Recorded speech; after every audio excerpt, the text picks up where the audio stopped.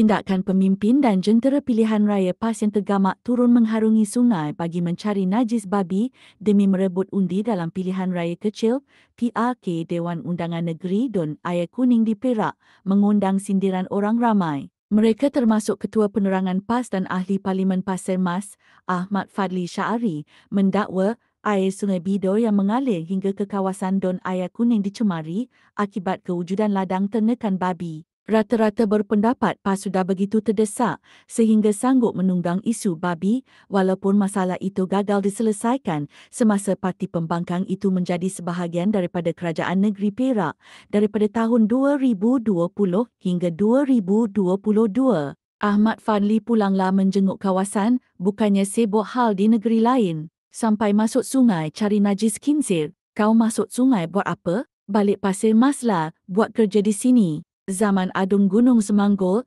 Razman Zakaria jadi Exco Pertanian lagi, kandang khinzir dah ada. Sepatutnya kau tanya Razman apa dia buat waktu dia jadi Exco dulu. Kenapa zaman dia tak diselesaikan isu-isu kandang khinzir ni?